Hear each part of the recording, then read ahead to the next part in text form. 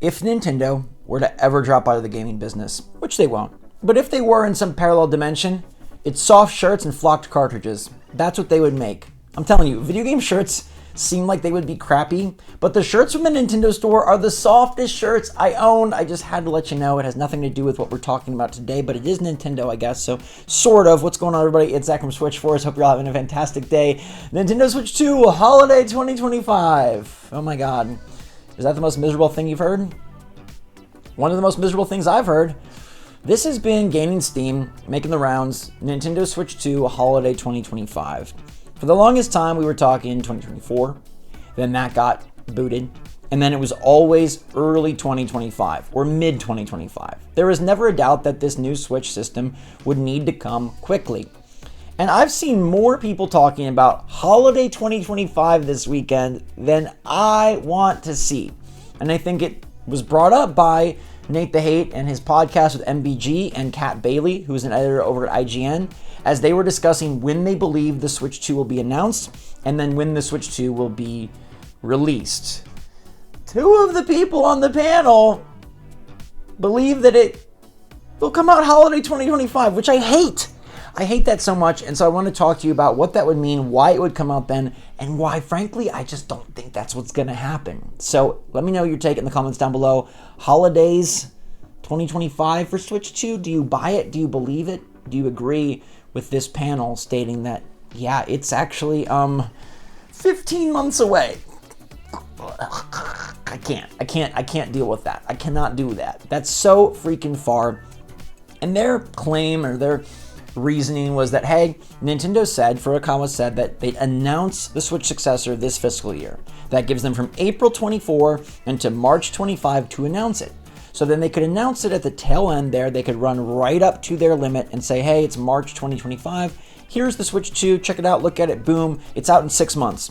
And then 6 months, 7 months would be October or November 2025. That would be the holiday season.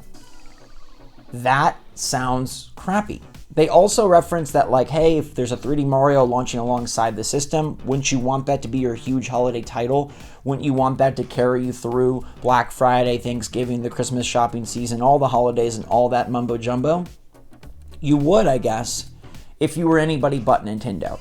Now, Nate the Hate, Nate Drake, he was the lone dissenting voice saying that he believes it's still coming out early 2025, and I sure hope he's right. And I do think he's right, and we'll get into that in a second.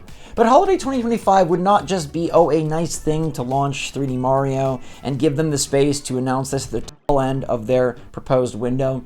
It would also mean that the Switch 1 has to stretch even further. It feels like this year is a stretch year for Nintendo Switch 1, but it's been a really good year. We've got a really interesting lineup of games, albeit no huge heavy seller. And I think that's important to note. There are games that will sell well, like Mario Party Jamboree. We'll have to see if it's able to, third time's the charm, do all the same magic that Super Mario Party and Mario Party Superstars were able to pull off on Switch. The other games, though, probably not going to be the hugest sellers. I hope Echoes of Wisdom does really well for 2D Zelda, but 3D Zelda has always been more popular, and we know Breath of the Wild and Tears of the Kingdom have sold tons, so maybe there is some carryover there, but I don't expect it to be as big of a seller.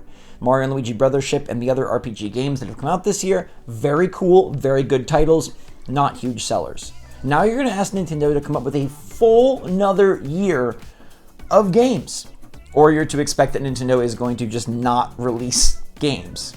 And both those things are a bad proposition for Nintendo, because another year of games, like, how much more can we do? We already did another code, Mario vs. Donkey Kong, Mario RPG, Paper Mario. We're digging back into portable games. We're digging back into GameCube games. How much more digging can we do? Well, we got Donkey Kong Country Returns from the 3DS on the Switch. That's early 2025, and maybe they could carry things forward with Pokemon and Metroid Prime, but do you really want those games to be on the Switch and not help boost your new system? The Switch itself does not need any more boosting, and while Nintendo could survive coasting next year, they absolutely do not want to do that. Their shareholders and their investors have been waiting for something new for a while now, and we know that Nintendo's generation has been elongated. Back in the Switch Pro era, there was supposed to be a Switch Pro. The pandemic probably pushed that, converted it into an OLED, and elongated the generation. Sales of games like Tears of the Kingdom helped keep the generation going. delays like what we heard happened with the Switch 2 launching this year and now not, that keeps the generation going. You can only do that so many times before it's like there's no more money and no more positive vibes to zap out of this system. I feel like they've milked Switch about as good as they can. And even though the system continues to sell pretty well and very well for an 8th year system, you don't want that to trickle down to nothing. That's the worst case scenario where Nintendo is not releasing games, not selling a bunch of games, and therefore they are kind of like not in the public mind share. They're not forward facing, they're not front facing, they're not out there getting exposure, and then boom, they're supposed to regenerate the buzz with Switch 2. You'd really rather capitalize on already existing buzz. It's one of the reasons I think that early 2025 makes a ton of sense. The other reason is early 2025 mirrors the success of the Switch 1 launch, which was able to capitalize on 2 extreme sales periods in the same year. Think about it. That is mission critical, and that allows for so much awesome opportunity to display your system, sell your system, importantly, restock your system, and have a second wind all within one fiscal year to really just go gajoom, right? That's like King Bamam launching the cannon of money at Furukawa and the rest of the Nintendo executives. Because if you launch in March or April of 2025, you get the launch boost, right? Let's say 3D Mario is a launch title. Boom, it's going to skyrocket. Then you get Metroid Prime 4 a month later. Boom, it's going to skyrocket. Then maybe the system sells out, even though they say they're going to put a ton of units out there, try to make sure that scalpers don't get a grip on the marketplace. At some point, it's going to be hard to get. And then we have time to wait.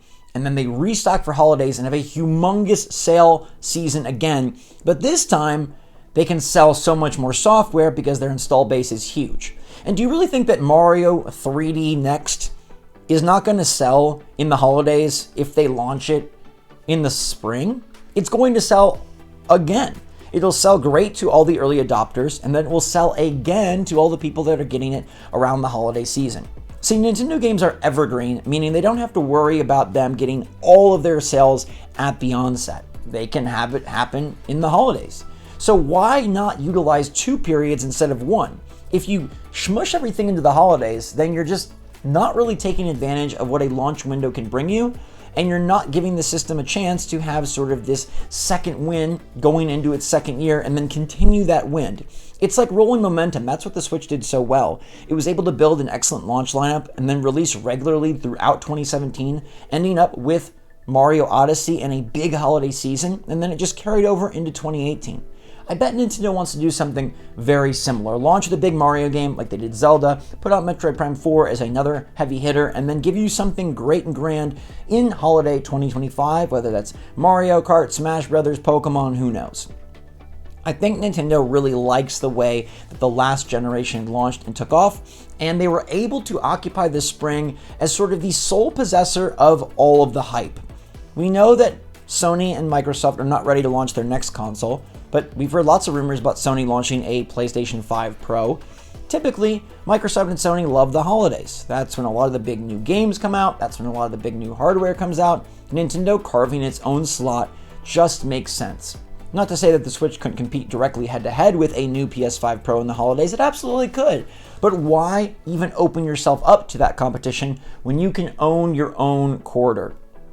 Not many great games are going to be releasing in the time period Nintendo could drop the Switch 2. And they would have a holiday season that milked the Switch this year for as much as it possibly could, and then they would be able to move into the next generation. This would also keep fans happy, it would keep investors happy, it would keep shareholders happy, and it would keep the momentum rolling, a transition that does not ever lose steam. It's something Nintendo's emphasized time and time again, and I don't think they want to bottom out before they try to restart the machine. That's way harder to go from very low to very high than to go from like okay back up to awesome.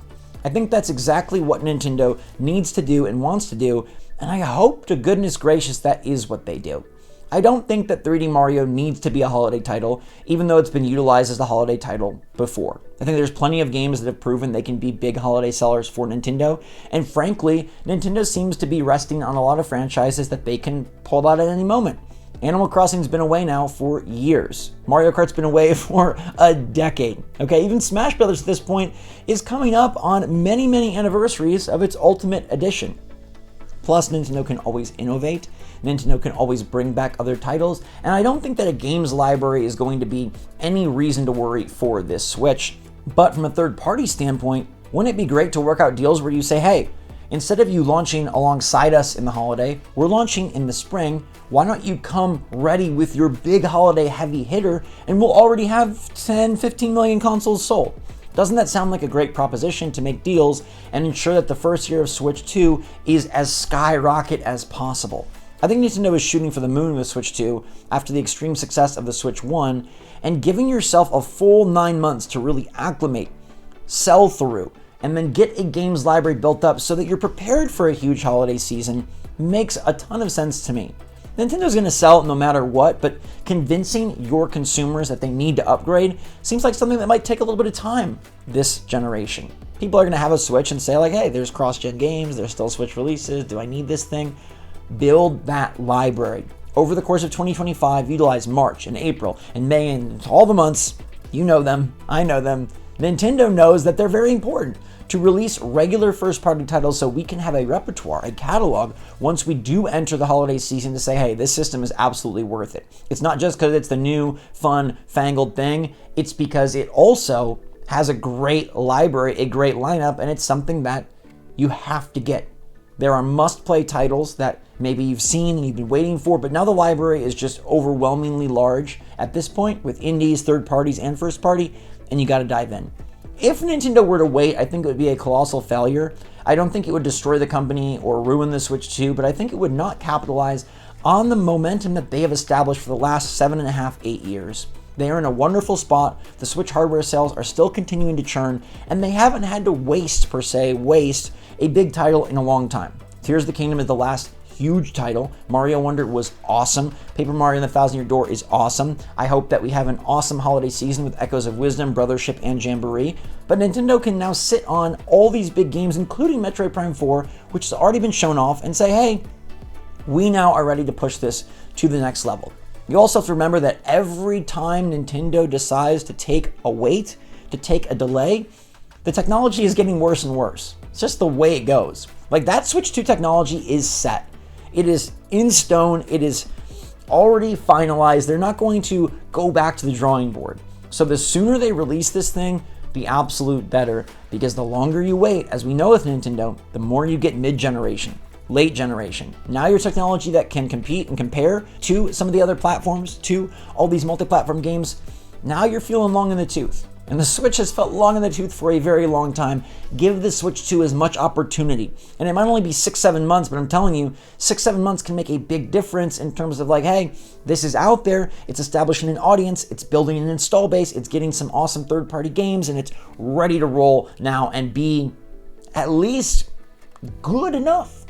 You don't want to wait until the system is now in the past, which the Switch got very lucky because the Switch came out underpowered, has been underpowered, but the novelty of it has managed to make it overcome any sort of graphical barrier that it would have faced otherwise.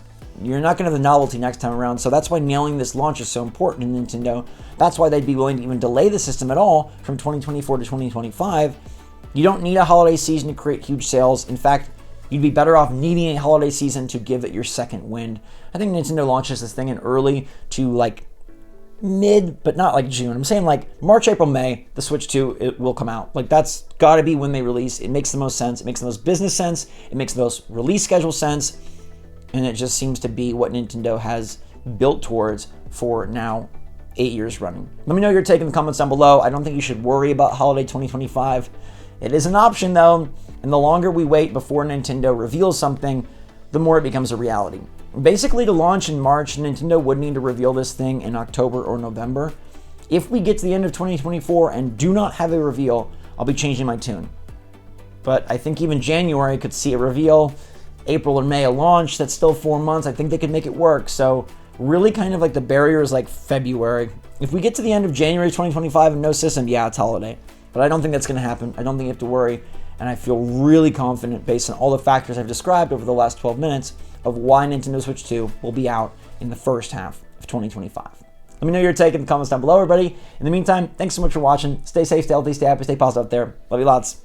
SwitchForce out.